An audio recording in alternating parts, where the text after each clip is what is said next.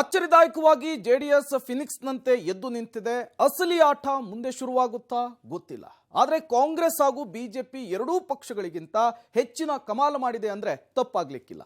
ಅಷ್ಟಕ್ಕೂ ಮೇಲ್ನೋಟಕ್ಕೇನೋ ಎರಡೇ ಎರಡು ಕ್ಷೇತ್ರವನ್ನು ಗೆದ್ದಿರುವಂತಹ ಜೆಡಿಎಸ್ ಈ ಲೋಕಸಮರದಲ್ಲಿ ಸಾಧಿಸಿರೋದೇನು ಅಂತ ತಿಳಿದ್ರೆ ನಿಜಕ್ಕೂ ಕೂಡ ನೀವು ಶಾಕ್ ಆಗ್ತೀರಾ. ಯಾಕೆಂದ್ರೆ ಮುಳುಗ್ತಾ ಇದ್ದಂತಹ ಜೆಡಿಎಸ್ ಪಕ್ಷ ಈ ರೀತಿಯಾಗಿ ದಿಢೀರ್ ಅಂತ ಹೇಳಿ ಮತ್ತೆ ಫಿನಿಕ್ಸ್ ಹಕ್ಕಿಯಂತೆ ಪುಟಿದೇಳುತ್ತೆ, ಕೇಂದ್ರ ಸರ್ಕಾರದ ಭಾಗ ಆಗುತ್ತೆ ಅನ್ನೋದು ಕೂಡ ಯಾರೂ ಊಹೆ ಮಾಡಿರ್ಲಿಕ್ಕಿಲ್ಲ.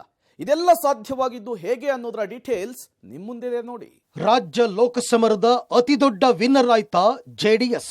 ಕಳೆದುಕೊಂಡಿದ್ದ ಒಕ್ಕಲಿಗ ಕೋಟೆಯನ್ನ ಮರಳಿ ಪಡೆದ ದಳಪತಿ. ಹಳೆ ಮೈಸೂರಲ್ಲಿ ಬಿಜೆಪಿಯನ್ನು ದಡ ಸೇರಿಸಿದ ಹೇಗೆ HDK ಶಕ್ತಿ.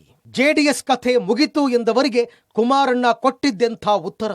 ಕೇಂದ್ರ ಸರ್ಕಾರದಲ್ಲೂ ಪ್ರಮುಖ ಭಾಗ. ಜೆಡಿಎಸ್ ಮತ್ತಷ್ಟು ಪ್ರಬಲವಾಗುತ್ತಾ? ತಿಂಗಳ ಆಟಕ್ಕೆ ತೆರೆ ಬಿದ್ದಿದೆ. ಅತ್ತ ಕಾಂಗ್ರೆಸ್, ಇತ್ತ ಬಿಜೆಪಿ ಕನಸು ಭಗ್ನವಾಗಿದೆ. ಗ್ಯಾರಂಟಿ ಅಲೆಯಲ್ಲಿ ಈ ಬಾರಿ ಡಬಲ್ ಡಿಜಿಟ್ ಕ್ರಾಸ್ ಮಾಡೇ ಮಾಡ್ತೀವಿ ಅಂತ ಇದ್ದ ಕಾಂಗ್ರೆಸ್ನ ನಿರೀಕ್ಷೆ ಹುಸಿಯಾಗಿದ್ರೆ, ಅತ್ತ ಮೋದಿ ಅಲೆ ಹಾಗೂ ಮೈತ್ರಿಯಿಂದಾಗಿ 28ಕ್ಕೆ 28 ತಪ್ಪಿದ್ರೆ 25 ಗೆಲ್ತೀವಿ ಅಂತ ಬೀಗ್ತಾ ಇದ್ದ ಬಿಜೆಪಿಗೂ ಅತಿ ದೊಡ್ಡ ನಿರಾಸೆ ಉಂಟಾಗಿದೆ. ಇದರ ಪರಿಣಾಮ ಬಿಜೆಪಿ ಹೆಚ್ಚಿನ ಸಂಖ್ಯೆಯಲ್ಲಿ ಗೆದ್ದ ಖುಷಿ ಇಲ್ಲ. ಇತ್ತ ಕಾಂಗ್ರೆಸ್ ಕಡಿಮೆ ಗೆದ್ರೂ ದುಃಖವಿಲ್ಲ ಅನ್ನೋ ಸ್ಥಿತಿಯಲ್ಲಿದೆ. ಈ ಇಬ್ಬರ ಮಧ್ಯೆ ಅತಿ ದೊಡ್ಡ ವಿನ್ನರ್ ಆಗಿರೋದು ಜೆಡಿಎಸ್ ಅಂದ್ರೆ ನೀವು ನಂಬಲೇಬೇಕು. ಕೇವಲ 2 ಕ್ಷೇತ್ರ ಗೆದ್ದ ಜೆಡಿಎಸ್ನದ್ದು ಅದೆಂಥ ದೊಡ್ಡ ಗೆಲುವು ಅಂತ ಯೋಚಿಸ್ತಾ ಇದ್ದೀರಾ? ಅದನ್ನೇ ಹೇಳ್ತೀವಿ ಕೇಳಿ. ಜೆಡಿಎಸ್ನ ಸಾಧನೆ ಬಗ್ಗೆ ನಿಮಗೆ ಹೇಳಬೇಕು ಅಂದ್ರೆ ಮೊದಲಿಗೆ ಜೆಡಿಎಸ್ ಇದ್ದ ಪರಿಸ್ಥಿತಿಯನ್ನ ಹೇಳಲೇಬೇಕು. ನಿಮಗೆಲ್ಲ ಗೊತ್ತೇ ಇದೆ, ಇತ್ತೀಚಿನ ದಿನದವರೆಗೂ ಜೆಡಿಎಸ್ನ ಸ್ಥಿತಿ ಅದೇನಾಗಿತ್ತು ಅಂತ. ಅದ್ಯಾಕೋ ಏನೋ ಕುಮಾರಣ್ಣ ಬದುಕಲ್ಲಿ ಈವರೆಗೂ ನಡೆದಿರೋದೆಲ್ಲ ಅನಿರೀಕ್ಷಿತ ಘಟನೆಗಳು, ಅನಿರೀಕ್ಷಿತ ಅಚ್ಚರಿಗಳೇ. ನಂಬರ್ರೇ ಇಲ್ಲದೆ ಸಿಎಂ ಆಗ್ತಾರೆ. ಸಿಎಂ ಆಗಿ ಜನಪ್ರಿಯತೆ ಪಡೆದುಕೊಂಡಿದ್ರೂ ನಾನಾ ಕಾರಣಗಳಿಂದಾಗಿ ಕೆಳಗಿಳಿಯಬೇಕಾಗುತ್ತೆ. ಆದರೆ ಇದೆಲ್ಲವೂ ಕುಮಾರಣ್ಣನ ಬದುಕಿನಲ್ಲಿ ಕ್ಷಣಿಕ ಅನ್ನೋದನ್ನ ಹಲವಾರು ಬಾರಿ ಬದುಕು ನಿರೂಪಿಸಿದೆ. ಇದೀಗ ಮತ್ತೆ ಕುಮಾರಣ್ಣ ಫಿನಿಕ್ಸ್ನಂತೆ ಪುಟಿದೆದ್ದಿದ್ದಾರೆ. ಬಿದ್ದಾಗ ಆಡಿಕೊಂಡವರ ಮುಂದೆ ಇದೀಗ ಪಂಚೆ ಏರಿಸಿ ನಿಂತಿದ್ದಾರೆ. ನನ್ನ ಪಕ್ಷವನ್ನ ಮುಗಿಸೋದು ಅಂದ್ರೆ ಅಷ್ಟು ಸುಲಭದ ಮಾತಲ್ಲ. ನಾನೇ ಬೇರೆ, ನನ್ನ ಸ್ಟೈಲೇ ಬೇರೆ, ವೆಯ್ಟ್ ಅಂಡ್ ವಾಚ್ ಅಂತ ಸಂದೇಶ ರವಾನೆ ಮಾಡಿ ದೆಹಲಿಗೆ ಹೋಗಿ ಕೃಷಿ ಖಾತೆಗೆ ಡಿಮ್ಯಾಂಡ್ ಇಡುವ ಮುನ್ಸೂಚನೆ ಕೊಟ್ಟಿದ್ದಾರೆ. ಅದು ಟೈಮ್ ಬಂದಾಗ ಹೇಳೋಣ. ಹೀಗೆ ನಮ್ಮ ಅಲ್ಲಿಯ ಪರಿಸ್ಥಿತಿಗೆ ಯಾವ ತೀರ್ಮಾನ ಸೂಕ್ತ ಅಂತಕ್ಕಂಥದ್ದು ಹಿರಿಯ ನಾಯಕರಿಗೆ ಗೊತ್ತಿದೆ, ಅವ್ರು ತೀರ್ಮಾನ ಮಾಡ್ತಾರೆ. ನಮ್ಮ ಒಂದು ಪಕ್ಷದ ಪ್ರಮುಖವಾದಂಥ ಆಸಕ್ತಿ ಇರ್ತಕ್ಕಂಥ ಇಲಾಖೆ ನಮ್ಮ ಏನೋ ಒಂದು ಫಾರ್ಮಿಂಗ್ ಕಮ್ಯುನಿಟಿ ಒಳ್ಳೇದು ಮಾಡಬೇಕು ಅಂತಕ್ಕಂಥದ್ದು ನಮ್ಮ ಮೊದಲಿಂದ ಹೋರಾಟ. ಇವತ್ತು ಕೃಷಿಯ ವಿಷಯಕ್ಕೆ ಸಂಬಂಧಪಟ್ಟಂಥ ಇಲಾಖೆಗಳ ಬಗ್ಗೆ ಮೊದಲಿಂದ ನಮ್ಗೆ ಆಸಕ್ತಿ ಇದೆ. ಅದು ನೋಡೋಣ ಏನೇನು ತೀರ್ಮಾನಗಳಾಗುತ್ತೆ. ಈ ಡಿಮ್ಯಾಂಡ್ ಈಡೇರುತ್ತೋ ಇಲ್ವೋ ಗೊತ್ತಿಲ್ಲ. ಆದರೆ ಪಕ್ಷವನ್ನ ಮೇಲೆತ್ತೋದು ಕುಮಾರಣ್ಣನ ಮೇನ್ ಅಜೆಂಡಾ. ಆ ಪ್ರಯತ್ನದಲ್ಲಿ ಇದೀಗ ಒಂದೊಂದೇ ಹೆಜ್ಜೆ ಮುಂದೆ ಹೋಗ್ತಾ ಇದ್ದಾರೆ. ಕಳೆದುಕೊಂಡಿದ್ದನ್ನೆಲ್ಲ ಮರಳಿ ಪಡೆಯೋ ಹಾದಿಯಲ್ಲಿದ್ದಾರೆ. ಇದಾಗಲೇ ಒಂದಷ್ಟು ಮರಳಿ ಪಡೆದಿದ್ದೂ ಆಗಿದೆ. ಇದೇ ಕಾರಣಕ್ಕೆ ಇವತ್ತು ಕುಮಾರಣ್ಣನ ಶಕ್ತಿ ಹೆಚ್ಚಿದೆ. ಹಾಗಾಗಿ NDA ಸರ್ಕಾರ ರಚನೆಗೆ ಕುಮಾರಣ್ಣಗೂ ಆಹ್ವಾನ ಬಂದಿದೆ. ಆಹ್ವಾನದ ಬೆನ್ನಲ್ಲೇ ಕುಮಾರಸ್ವಾಮಿ ದೆಹಲಿಗೆ ತೆರಳಿದ್ದಾರೆ. ಕೃಷಿ ಖಾತೆಗೂ ಕ್ಲೇಮ್ ಮಾಡುವ ಸೂಚನೆ ಕೊಟ್ಟಿದ್ದಾರೆ. ಆದರೆ ಅಲ್ಲಿ ಇನ್ನೂ ಅದೇನೇನು ಮಾತುಕತೆ ಆಗುತ್ತೋ ಏನೋ ಕಾದು ನೋಡಬೇಕಾಗಿದೆ. ಆದರೆ ಈ ಚುನಾವಣೆಯಲ್ಲಿ ಮುಳುಗುತ್ತಿದ್ದ ಜೆಡಿಎಸ್ ಪಕ್ಷವನ್ನ ಅದ್ಯಾವ ರೀತಿಯಲ್ಲಿ ಕುಮಾರಣ್ಣ ಮೇಲೆತ್ತಿದ್ದಾರೆ ಗೊತ್ತಾ? ತಾನು ಮೇಲೇಳೋದರ ಜೊತೆಗೆ ಬಿಜೆಪಿಯನ್ನು ಕೈ ಹಿಡಿದು ದಡ ಸೇರಿಸಿದ್ದು ಹೇಗೆ ಅನ್ನೋದರ ಬಗ್ಗೆ ಹೇಳಿದ್ರೆ ನಿಮಗೆ ಆಶ್ಚರ್ಯ ಆಗುತ್ತೆ.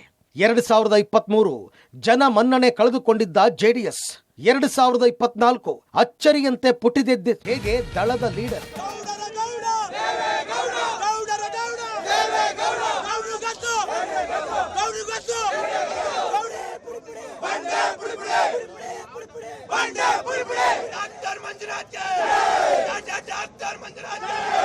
ಅಷ್ಟಕ್ಕೂ 2023 ವಿಧಾನಸಭಾ ಚುನಾವಣೆಯಲ್ಲಿ ಜೆಡಿಎಸ್ ಅದೇನಾಗಿತ್ತು ಅನ್ನೋದನ್ನ ನಾವೇನು ಹೇಳಬೇಕಾಗಿಲ್ಲ.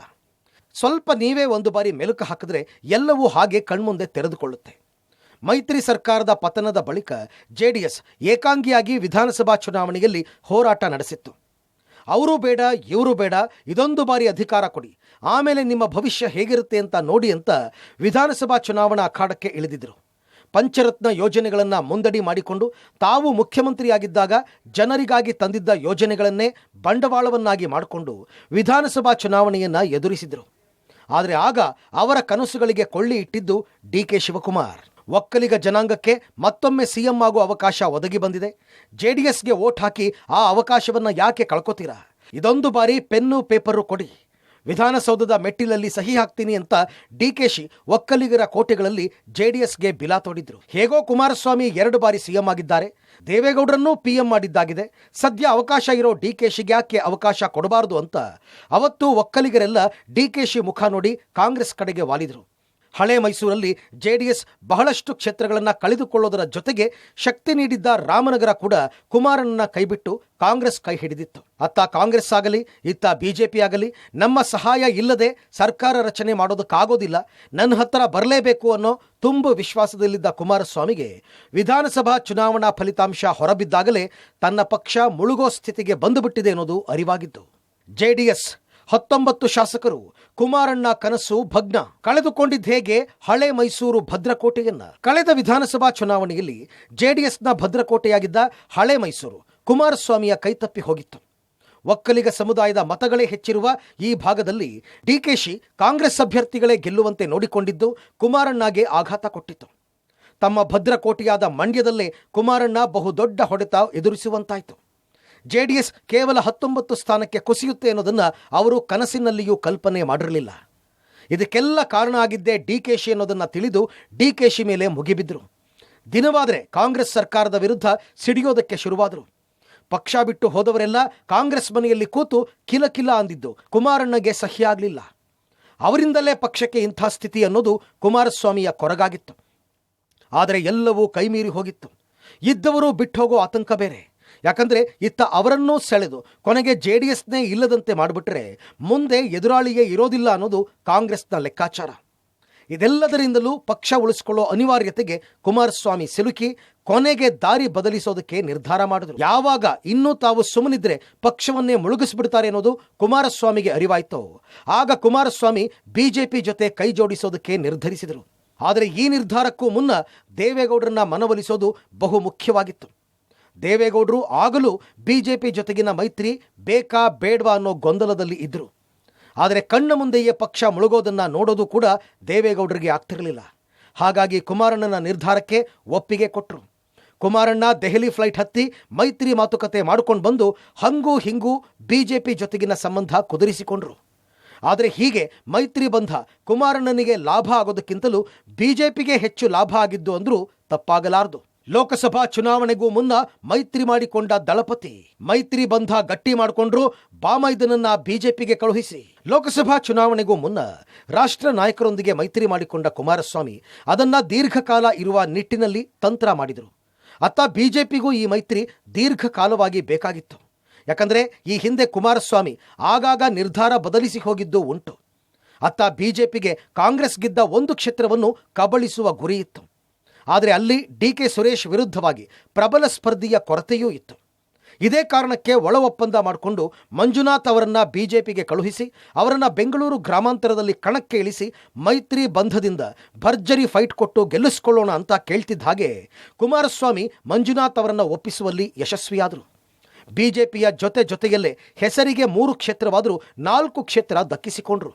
ಅಷ್ಟೇ ಅಲ್ಲ, ಅತ್ತ ಮಂಜುನಾಥ್ ಅವರನ್ನು ಡಿಕೆ ಸುರೇಶ್ ವಿರುದ್ಧ ಭರ್ಜರಿ ಅಂತರದಲ್ಲಿ ಗೆಲ್ಲಿಸಿಕೊಂಡು ಡಿಕೆಶಿ ಮೇಲಿನ ಸೇಡು ತೀರಿಸಿಕೊಂಡ್ರು.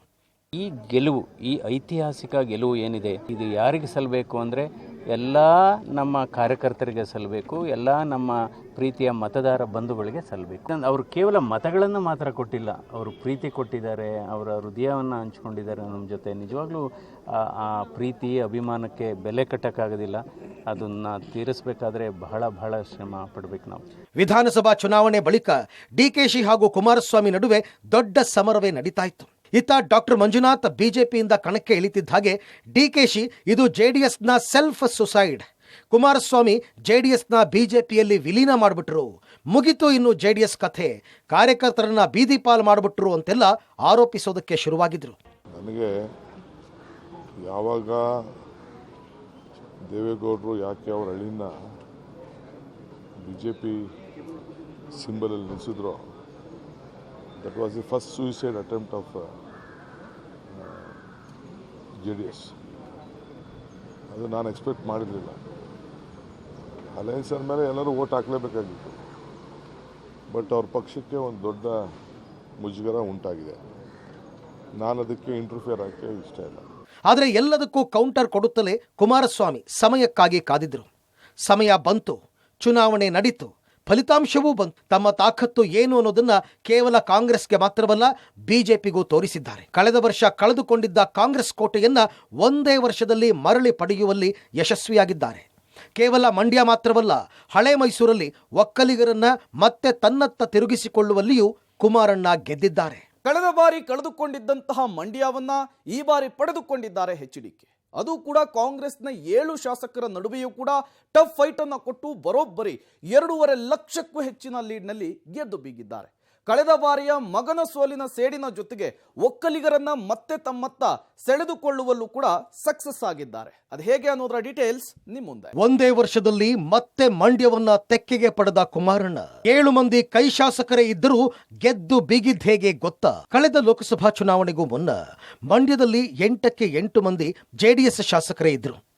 ಆದರೆ ಸಿಎಂ ಆಗಿದ್ದ ಕುಮಾರಸ್ವಾಮಿ ತಮ್ಮ ಮಗನನ್ನ ಗೆಲ್ಲಿಸಿಕೊಳ್ಳುವಲ್ಲಿ ವಿಫಲರಾಗಿದ್ರು. ಅವರಿಗಿದ್ದ ಧೈರ್ಯ ಏನು ಅಂದರೆ ಅಲ್ಲಿರೋರೆಲ್ಲ ನಮ್ಮ ಶಾಸಕರೇ ಎನ್ನೋದು. ಇದೇ ಓವರ್ ಕಾನ್ಫಿಡೆನ್ಸ್ನಲ್ಲೇ ಈಗ ಕಾಂಗ್ರೆಸ್ ಕೂಡ ಎಡವಟ್ಟು ಮಾಡಿಕೊಂಡಿದೆ. ಈ ಲೋಕಸಭಾ ಚುನಾವಣೆ ವೇಳೆ ಕಾಂಗ್ರೆಸ್ ಮಂಡ್ಯವನ್ನ ಕುಮಾರಸ್ವಾಮಿಯ ತೆಕ್ಕೆಯಿಂದ ಕಸಿದುಕೊಂಡಿತ್ತು. ಅಲ್ಲಿ 7 ಕಾಂಗ್ರೆಸ್ ಶಾಸಕರೇ ಗ್ಯಾರಂಟಿ ಅಸ್ತ್ರ ಹಾಗೂ ಈ 7 ಶಾಸಕರನ್ನ ನಂಬಿ ಕಾಂಗ್ರೆಸ್ ಸ್ಟಾರ್ ಚಂದ್ರು ಎಂಬ ಹೊಸ ಮುಖವನ್ನ ಪರಿಚಯಿಸಿತ್ತು. ಆದರೆ ಅದೆಲ್ಲವನ್ನ ಕುಮಾರಣ್ಣ ಲೆಕ್ಕಕ್ಕೆ ಇಲ್ಲದಂತೆ ಮಾಡಿದ್ದು ಹೇಗೆ ಗೊತ್ತಾ? ಹೀಗೆ ಒಂದೊಂದು ಕ್ಷೇತ್ರದಲ್ಲೂ ಕುಮಾರಸ್ವಾಮಿ ಕಾಂಗ್ರೆಸ್ಗೆ ಅಚ್ಚರಿಯನ್ನು ಹಾಗೆ ಲೀಡನ್ನ ಪಡೆದುಕೊಂಡಿದ್ದಾರೆ. ಈ ಮೂಲಕ ಮಗನ ಸೋಲಿನ ಸೇಡು ತೀರಿಸಿಕೊಳ್ಳುವುದರ ಜೊತೆಗೆ ತಮ್ಮ ಶಕ್ತಿ ಪ್ರದರ್ಶನವನ್ನು ಮಾಡಿದ್ದಾರೆ. HDK ಮಂಡ್ಯ ಗೆದ್ದಿದ್ದು ಹೇಗೆ? ಕುಮಾರಸ್ವಾಮಿ ಪಡೆದ ಒಟ್ಟು ಮತ 8,51,881. ಸ್ಟಾರ್ ಚಂದ್ರು 5,67,261. ಗೆಲುವಿನ ಅಂತರ 2,84,620. ಕ್ಷೇತ್ರವಾರು ಪಡೆದ ಮತಗಳು: ಮಂಡ್ಯ ಕುಮಾರಸ್ವಾಮಿ 1,05,253 ಮತ, ಸ್ಟಾರ್ ಚಂದ್ರು 67,033 ಮತ, ಅಂತರ 38,220 ಮತಗಳು. ಮದ್ದೂರು ಕುಮಾರಸ್ವಾಮಿ 1,15,671 ಮತ, ಸ್ಟಾರ್ ಚಂದ್ರು 58,893 ಮತ, ಅಂತರ 56,778 ಮತಗಳು. ಮೇಲುಕೋಟೆ ಕುಮಾರಸ್ವಾಮಿ 1,10,896 ಮತ, ಸ್ಟಾರ್ ಚಂದ್ರು 61,014 ಮತ, ಅಂತರ 49,882. ಶ್ರೀರಂಗಪಟ್ಟಣ ಕುಮಾರಸ್ವಾಮಿ 1,13,843 ಮತ, ಸ್ಟಾರ್ ಚಂದ್ರು 65,254 ಮತ, ಅಂತರ 48,589. ನಾಗಮಂಗಲ ಕುಮಾರಸ್ವಾಮಿ 1,13,087 ಮತ, ಸ್ಟಾರ್ ಚಂದ್ರು 66,576 ಮತ, ಅಂತರ 46,511 ಮತ. ಮಳವಳ್ಳಿ ಕುಮಾರಸ್ವಾಮಿ 99,567 ಮತ, ಸ್ಟಾರ್ ಚಂದ್ರು 90,212 ಮತ, ಅಂತರ 9,355. KR ಪೇಟೆ ಕುಮಾರಸ್ವಾಮಿ 1,170 ಮತ, ಸ್ಟಾರ್ ಚಂದ್ರು 73,648 ಮತ, ಅಂತರ 26,522. KR ನಗರ ಕುಮಾರಸ್ವಾಮಿ 88,995 ಮತ, ಸ್ಟಾರ್ ಚಂದ್ರು 82,148 ಮತ, ಅಂತರ 6,847 ಮತಗಳು. ಈ ಮೂಲಕ JDS ಶಕ್ತಿಯನ್ನ ಕುಮಾರಸ್ವಾಮಿ ಹೆಚ್ಚಿಸಿದ್ದಾರೆ. JDSಗಷ್ಟೇ ಅಲ್ಲ, ಬಿಜೆಪಿಗೂ ಶಕ್ತಿ ತುಂಬಿದ್ದು ಹೇಗೆ? ಪಕ್ಷ ಮುಳುಗೆ ಹೋಯ್ತು ಅಂದವರ ಮುಂದೆಯೇ ಪುಟಿದೆದ್ದಿದ್ದು ಹೇಗೆ? ಇಲ್ಲಿ ಕುಮಾರಸ್ವಾಮಿ ಮಂಡ್ಯದಲ್ಲಿ ತಾವೊಬ್ಬರೇ ಗೆದ್ದು ಬೀಗಿದ್ದಲ್ಲ, ಹಳೆ ಮೈಸೂರಿನ ಭಾಗದಲ್ಲಿ ಅಚ್ಚರಿ ಅನ್ನೋ ಹಾಗೆ ತಮ್ಮ ಶಕ್ತಿ ಪ್ರದರ್ಶನ ಮಾಡಿದ್ದಾರೆ. ಬೆಂಗಳೂರು ಗ್ರಾಮಾಂತರದಲ್ಲಿ 26 ವರ್ಷಗಳ ಬಳಿಕ ಕಮಲ ಅರಳಿಸುವಲ್ಲಿ ಕುಮಾರಸ್ವಾಮಿಯ ಪಾತ್ರವಿದೆ. 1996ರಲ್ಲಿ ಇದು ಕನಕಪುರ ಕ್ಷೇತ್ರವಾಗಿದ್ದಾಗ ಬಿಜೆಪಿ ಗೆದ್ದಿತ್ತು. ಆದರೆ ಆ ಬಳಿಕ ಮತ್ತೆ ಕಮಲ ಅರಳುವಂತೆ ಮಾಡಿದ್ದು ಕುಮಾರಣ್ಣನ ಶಕ್ತಿ. DK ಸುರೇಶ್ ವಿರುದ್ಧ ಡಾಕ್ಟರ್ ಮಂಜುನಾಥ್ ನಿಲ್ದೆ ಹೋಗಿದ್ದಿದ್ರೆ ಅದು ಸಾಧ್ಯವಾಗ್ತಾ ಇರಲಿಲ್ವೋ ಏನೋ. ಅದೇ ರೀತಿ ಮೈಸೂರಿನಲ್ಲೂ ಒಕ್ಕಲಿಗರೆಲ್ಲ ಬಿಜೆಪಿ ಕಡೆ ವಾಲುವಂತೆ ಮಾಡುವಲ್ಲಿಯೂ ಕುಮಾರಣ್ಣ ಸಕ್ಸಸ್ ಆಗಿದ್ದಾರೆ. ಇನ್ನು ತುಮಕೂರಿನಲ್ಲಿ ರಾಜಣ್ಣ, ಪರಮೇಶ್ವರ್ ಅವರಂಥ ಸಚಿವರುಗಳೇ ಇದ್ದರೂ ಅಲ್ಲಿ ಕಾಂಗ್ರೆಸ್ ಸೋತಿದೆ ಅಂದರೆ ಅಲ್ಲಿನ JDS ಮತಗಳೆಲ್ಲ ಬಿಜೆಪಿ ಕಡೆ ವಾಲುವಂತೆ ಮಾಡಿದ್ದು. ಕೋಲಾರದಲ್ಲಿ ಕಾಂಗ್ರೆಸ್ ಗೆಲ್ಲುವ ಸಾಧ್ಯತೆ ಇತ್ತು, ಆದರೂ ಅಲ್ಲಿಯೂ ಕುಮಾರಣ್ಣ ತನ್ನ ಶಕ್ತಿಯನ್ನು ಪ್ರದರ್ಶಿಸಿದ್ದಾರೆ. ಅಷ್ಟೇ ಅಲ್ಲ, ಚಿಕ್ಕಬಳ್ಳಾಪುರದಲ್ಲಿ ಒಕ್ಕಲಿಗ ಮತಗಳನ್ನೆಲ್ಲ ಸಾಲಿಡ್ ಆಗಿ ಬಿಜೆಪಿ ಕಡೆ ತಿರುಗಿಸುವಲ್ಲಿ ಯಶಸ್ವಿಯಾಗಿದ್ದಾರೆ. ಅದೇ ರೀತಿ ಬೆಂಗಳೂರು ಉತ್ತರದಲ್ಲಿ ಶೋಭಾ ಕರಂದ್ಲಾಜೆ ಗೋಬ್ಯಾಕ್ ಚಳವಳಿಯನ್ನ ಫೇಸ್ ಮಾಡಿದ್ರು. ಉಡುಪಿಯಿಂದ ಬಂದು ಇಲ್ಲಿ ನಿಂತಿದ್ರು. ಅವರ ಎದುರಾಳಿಯಾಗಿ ರಾಜೀವ್ ಗೌಡ ಅವರನ್ನೇ ಕಣಕ್ಕೆ ಇಳಿಸಿದರೂ ಒಕ್ಕಲಿಗರೆಲ್ಲ ಶೋಭಕ್ಕನ ಕೈ ಹಿಡಿಯುವಂತೆ ಮಾಡುವಲ್ಲಿ ಕುಮಾರಸ್ವಾಮಿ ಗೆದ್ದಿದ್ದಲ್ಲದೆ ತಾವೇ ಇನ್ನೂ ಒಕ್ಕಲಿಗರ ನಾಯಕ ಅನ್ನೋದನ್ನ ಪ್ರೂವ್ ಮಾಡಿದಂತಾಗಿದೆ. ಒಂದು ವೇಳೆ ಜೆಡಿಎಸ್ ಏನಾದರೂ ಬಿಜೆಪಿ ಜೊತೆಗೆ ಮೈತ್ರಿ ಮಾಡಿಕೊಳ್ಳದೆ ಹೋಗಿದ್ರೆ ಬಿಜೆಪಿ 17 ಗೆಲ್ಲೋದು ಕೂಡ ತ್ರಾಸವಾಗ್ತಾ ಇತ್ತು. ಅಂದ್ರೆ 17 ಗೆಲ್ಲೋದು ಕೂಡ ತ್ರಾಸವಾಗ್ತಾ ಇತ್ತು ಅಂದ್ರೆ ತಪ್ಪಾಗೋದಿಲ್ಲ. ಇದೀಗ ಕುಮಾರಸ್ವಾಮಿ ಶಾಸಕ ಸ್ಥಾನದಿಂದ ಸಂಸದರಾಗಿ ಪ್ರಮೋಷನ್ ಅನ್ನು ಪಡೆದಿದ್ದಾರೆ. ಅದರಲ್ಲೂ ಕೂಡ ಬಿಜೆಪಿ ಜೊತೆಗಿನ ಮೈತ್ರಿಯೊಂದಿಗೆ NDA ಸಂಸದರಾಗಿದ್ದಾರೆ. ಇದೀಗ ಮೈತ್ರಿ ಪಕ್ಷಗಳೆಲ್ಲ ತಮ್ಮ ತಮ್ಮ ಪಾಲನ್ನ ಕೇಳೋದಕ್ಕೆ ಮುಂದಾಗಿದ್ದು, ಇತ್ತ ಕುಮಾರಸ್ವಾಮಿಯೂ ಕೂಡ ಕೃಷಿ ಖಾತೆಗೆ ಡಿಮ್ಯಾಂಡ್ ಅನ್ನ ಇಟ್ಟಿದ್ದಾರೆ. ಖಾತೆ ಪಡೆಯುವ ಮೂಲಕ ರಾಜ್ಯದಲ್ಲಿ ಜೆಡಿಎಸ್ ಪಕ್ಷದ ಬಲವನ್ನ ಹೆಚ್ಚಿಸ್ತಾರಾ, ವಿರೋಧಿಗಳಿಗೆ ಸೆಡ್ಡನ್ನ ಹೊಡಿತಾರಾ? ಬನ್ನಿ ನೋಡ್ಕೊಂಡು ಬರೋಣ. ಕೇಂದ್ರ ಸರ್ಕಾರದ ಪ್ರಮುಖ ಭಾಗ ಆಗ್ತಾರಾ ಕುಮಾರಸ್ವಾಮಿ? ಜೆಡಿಎಸ್ ಕಥೆ ಮುಗಿತು ಅಂದವರಿಗೆ ತೋರಿಸ್ತಾರ ಪಕ್ಷದ ಖದರ್? NDA ಜೊತೆ ಮೈತ್ರಿ ಮಾಡಿಕೊಂಡು ಲೋಕಸಭಾ ಚುನಾವಣೆಯನ್ನ ಎದುರಿಸಿದ ಕುಮಾರಸ್ವಾಮಿ ತನ್ನ ಪಕ್ಷದಿಂದ ಕೇವಲ 2 ಕ್ಷೇತ್ರ ಗೆದ್ದರೂ ಬಹುದೊಡ್ಡ ಲಾಭದ ತಲೆ ಚಿತ್ತ ನೆಟ್ಟಿದ್ದಾರೆ. ಗೆದ್ದಿರೋದು 2 ಇರಬಹುದು, ಆದರೆ ರಾಜ್ಯದಲ್ಲಿ ಬಿಜೆಪಿಗೆ ತುಂಬಿರುವ ಶಕ್ತಿಯನ್ನ ಮಾತ್ರ ಸದ್ಯ ಅಳೆಯೋದು ಕಷ್ಟ. ಕುಮಾರಣ್ಣನ ಶಕ್ತಿ ಏನು ಅನ್ನೋದನ್ನ ಅರ್ಥೈಸಿಕೊಂಡಿರುವ ಕಾರಣಕ್ಕೆ ಕುಮಾರಸ್ವಾಮಿಗೆ ಸರ್ಕಾರ ರಚನೆಗಾಗಿ ಬುಲಾವ್ ಬಂದಿದೆ. ಅದರಂತೆ ಕುಮಾರಸ್ವಾಮಿ ದೆಹಲಿಗೂ ತೆರಳಿದ್ದಾರೆ. ಕೃಷಿ ಇಲಾಖೆಗಾಗಿ ಡಿಮ್ಯಾಂಡ್ ಇಟ್ಟಿದ್ದಾರೆ. ಮೊದಲ ಬಾರಿಗೆ ಕೇಂದ್ರ ಸರ್ಕಾರದ ಪ್ರಮುಖ ಭಾಗವಾಗುವ ಹಾದಿಯಲ್ಲಿದ್ದಾರೆ. ಎಲ್ಲ ಅಂದುಕೊಂಡಂತೆ ಆದಲ್ಲಿ ಮಾತ್ರ ಜೆಡಿಎಸ್ ಪಕ್ಷ ಬೂಸ್ಟ್ ಆಗೋದ್ರಲ್ಲಿ ಅನುಮಾನವೇ ಇಲ್ಲ. ಇನ್ನು ಕಳೆದ 1 ವಿಧಾನಸಭಾ ಚುನಾವಣೆಗೆ ಜೆಡಿಎಸ್ ಮುಳುಗೆ ಹೋಯಿತು ಅಂದವರಿಗೂ ಕುಮಾರಸ್ವಾಮಿ ಮುಂದಿನ ದಿನಗಳಲ್ಲಿ ತಾವೇನು, ತಮ್ಮ ತಾಕತ್ತೇನು ಅನ್ನೋದನ್ನ ಪ್ರದರ್ಶನ ಮಾಡಲಿದ್ದಾರೆ. ಒಂದು ವೇಳೆ ಕುಮಾರಸ್ವಾಮಿ ಅವರಿಗೆ ಏನಾದರೂ ಬಯಸಿದಂತೆ ಕೃಷಿ ಖಾತೆ ಸಿಕ್ಕಿ ಮಂತ್ರಿ ಆದರಂತೂ ಜೆಡಿಎಸ್ ಪಕ್ಷಕ್ಕೆ ಸಂಪನ್ಮೂಲದ ಜೊತೆಗೆ ಶಕ್ತಿಯೂ ಹೆಚ್ಚಲಿದೆ. ಮತ್ತೆ ಪಕ್ಷ ಸಂಘಟನೆಗೂ ಇದು ಸಹಕಾರಿಯಾಗಲಿದೆ. ಅಲ್ಲದೆ ಒಕ್ಕಲಿಗರನ್ನ ಕುಮಾರಸ್ವಾಮಿ ಮತ್ತೆ ತಮ್ಮತ್ತ ತಿರುಗಿಸಿಕೊಂಡಿರೋದ್ರಿಂದ ಮುಂದಿನ ದಿನಗಳಲ್ಲಿ ಹಳೆ ಮೈಸೂರು ಭಾಗದಲ್ಲಿ ಜೆಡಿಎಸ್ ಪ್ರಾಬಲ್ಯ ಮತ್ತೆ ಹೆಚ್ಚಾಗೋದ್ರಲ್ಲಿ ಅನುಮಾನವೇ ಇಲ್ಲ. ನೋಡಿದ್ರಲ್ಲ ವೀಕ್ಷಕರೇ, ಕುಮಾರಸ್ವಾಮಿ ಅದ್ಯಾವ ರೀತಿಯಲ್ಲಿ ಮತ್ತೆ ಪುಟಿದೆದ್ದಿದ್ದಾರೆ, ಆಡ್ಕೊಂಡವರ ಮುಂದೆಯೇ ತಮ್ಮ ಶಕ್ತಿಯನ್ನ ಪ್ರದರ್ಶನ ಮಾಡಿದ್ದಾರೆ ಅನ್ನೋದನ್ನ. ಇದಾಗಿತ್ತು ಈ ಹೊತ್ತಿನ ವಿಶೇಷ. ನೆನಪಿರ್ಲಿ, ನ್ಯೂಸ್ ಅಂದ್ರೆ ಪಬ್ಲಿಕ್ ಟಿವಿ.